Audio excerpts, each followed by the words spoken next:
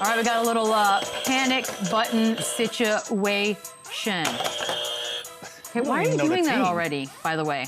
I know. You go first, whatever it is. I'm telling you right now, I did a little sneak peek. I'm panicking on all these teams. Okay, well, he's cheating, so I'll go ahead and get this thing started. All right, we've got the Dallas Mavericks. I think we know what's going to happen here. 3-7. 2 of their wins came against Pacers and Wizards. Make of that what you must.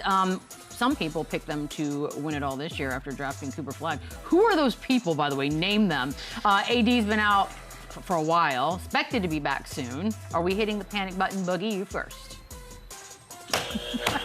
Hit it one more time. Seems like a no-brainer. Let me tell you something. This team does have a lot of talent. They have some expectations. Obviously, Kyrie Irving is out, and he is going to bring a whole dynamic that they don't have. I'm panicking because, number one, it was one of the worst trades in the history of the NBA to trade Luka Doncic, and that stems and that frustration is still there in that building, in that organization, in that crowd. So no matter what they do until they win a championship, which they're nowhere near, being 3-7, the dead last, basically in the Western Conference, they have an issue with their GM, and no matter what they do is going to be wrong until they get rid of Nico Harrison. I truly believe that. I think he has dug himself too deep of a hole, and I think this fan base will never forgive him for trading Luka Doncic, especially when you're 3-7 and you have a historically bad offense right now, and you're playing your number one pick, your future franchise piece out of position, and it's just not working. You're 30th in points per game. You're one of the worst defensive teams. You're one of the worst. You're 29th out of 30 in offensive rating. That's not good. I'm panicking, and that's because if Kyrie Irving was on the roster, I don't think they'd be in this situation right now because I think they'd be, a contender. Honestly, I think he's that good. Without him, they are doomed. And well, he comes back in the winter, perhaps, maybe. Does it matter? No, I think it's bad. Yeah, I don't like anything that's going on in Dallas right now. I mean, obviously with Kyrie being out, that changes a lot for this team. Same goes with Anthony Davis, but just the moves moving forward, I don't feel like it's a real identity. I don't think it's a real plan moving forward for this team. Like, obviously you drafted Cooper in placement of Luka leaving. Great, that's cool, whatever. But now you're also in a year of trying to develop a rookie out of position as a point guard, on top of only talking about having championship aspirations. It's just, the plan is kind of all over the place with me, and it's not really a clear plain sight on what you're trying to do moving forward. So I would definitely panic. I can't imagine being Nico Harrison. Like, I'd be like, can we get a buyout situation? Like, this is awkward. It's gotta suck to go to work every day. But all right, let's just say they fire Nico today. I know there's obviously talks always around him that's a possibility. Does that do anything, though? Does the fan base calm down? Like, is it at least quiet them? Yeah, I'm telling you, this fan base is I think they'd be happier. pissed off. At least that's done. Those chants are done. He can do nothing right. Like, this slow start has nothing to do with Nico. This team, as is, without Kyrie Irving, still people had as a good team, right? And they had the big front court. They added D'Angelo Russell. Klay Thompson's been struggling. No one saw that coming. Well, Cooper Flag's going to be the savior. The play on the court has nothing to do with Nico Harrison. It's just the overall vibe and the attitude and just the frustration that still stems from that trading their guy. They're never going to get over. I'm telling you, I know people there, they are never going to get over it while he is working there. So I think that's got to happen. I think it's going to happen soon. Okay, let's keep it moving. Lou, you're up first on the next one. The Los Angeles Clippers. I don't know why we're saying it's a surprise, because I feel like it's not. But 3-6, they've lost 4 straight, back-to-back losses to the Suns. What do you got? Panic button? You hitting it? I'm not panicking.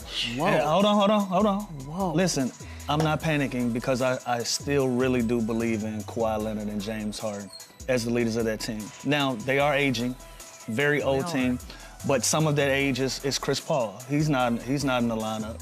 You know what I mean? Brook Lopez is playing 8 to 10 minutes. He's not having, a bunch of those minutes. I think they might be playing too many guys. They're playing 9 to 10 guys every night. You got to find 7 to 8 guys that's just gonna go out there and compete.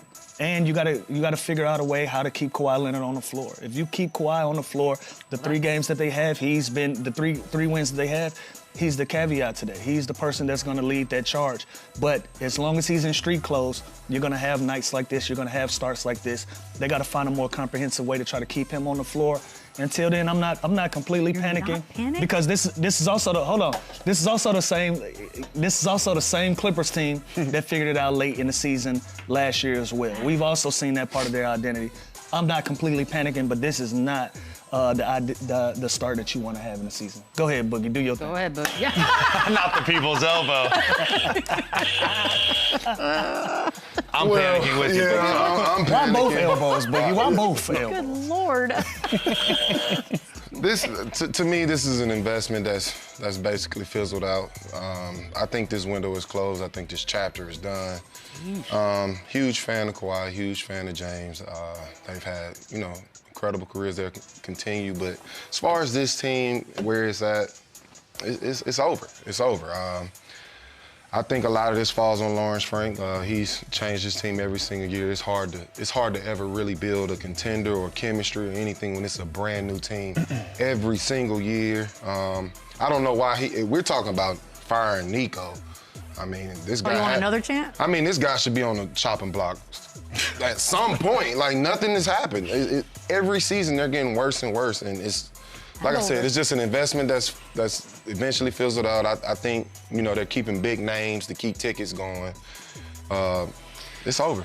I think that's exactly. I don't like it. The last point you made was great. They have this new, shiny, unbelievable arena, and I think that was, a priority was to keep these big names, right? The moral of the story is this is an older, slower team. They're 30th in pace, and they can't score in the half court, and they simply cannot score without James Harden pounding the ball and getting to his ISO, or Kawhi Leonard creating his own shot. They're 23rd in assists, 24th in turnovers, 27th in points per game, and they're dead last in pace. That is just not a good offense, and they are a terrible offensive team in the half court, and they can't play fast because they are the oldest team in the NBA. So, and to top this all off, they're a top 5 or bottom 5 defensive team. So they're not doing anything good. They're not doing anything elite. And again, they are, like Lou said, they're trying to space out the rotation, play certain guys. Chris Paul's now out of the rotation. So they do have a little depth, but they're a bunch of older, aging guys that are out of their prime. And again, they simply cannot score without James Harden or Kawhi Leonard creating their own shot. They don't have no ball movement. They have no flow of their offense. Their best offense is to miss an ISO mid-range shot and let Zubats get on the offensive glass and tip it in. Like, they just have no flow, and the West is too good for them to compete. Can I say this though, y'all? Cause y'all did. Because of the first segment, y'all did mention the Clippers when it comes to a 7-game series against San Antonio. Do you look at that? Do you look at the Clippers in the postseason against one of these young teams in a 7-game series? Who's playing? And you think, I think they're a little scary in the playoffs. If they're all playing. No, they're not. Just a little bit with the experience. And I think you said it, Boogie. I think you was the person that said it. That experience, slowed down, possessions matter, half-court offense. I think that's why I'm not panicking. Obviously, based off the numbers, every possession sucks. It's bad possession. And I still would take the Spurs. Hey, Boogie, I want to say I love having you on this show. I mean, what are we having you on this talking show. About playoffs. They might not make it through the regular season. Filter. Yeah, they got to get there first. They're last in everything. They are literally last in everything. But if they can put a run together and get in the come on, next team, man. Don't break it. We still got the Pelicans coming up. As long as Ty Lue there, as long as Zoo there, as long as Kawhi there. But Kawhi's not always there. That's the whole point. You're asking for a lot. Yeah, it's all man. What's more likely, trip to the I don't even know why, Western Conference Finals or a nice early vacation? Bug, what's going on? Cancun on 3. We gotta change that Cancun though. Nobody goes to Cancun. Yeah, Cancun. They should. I mean, Cabo. We're having the same conversation. We got Utah. We got Utah at 11. We got Memphis at 10. You got Phoenix at 9. I think they can walk that down. We 10 games in. You're doing play-in. We 10 games in. No, we're talking about the finals or the playoffs. Not get into the play-in. That means they look at it at a different angle. As it stands, man. Don't do this to me. Y'all know that's my. You can love T. Lue and still be honest. Y'all know that's my people. T. Lue, we got love for you, but y'all suck, man. I can't sign up to that. Based on the numbers, my favorite quote of the day. Based on the numbers, every possession sucks. We're gonna go. Numbers don't lie. I got more on the other side. Let me go over this again. You are the numbers guy, Chandler.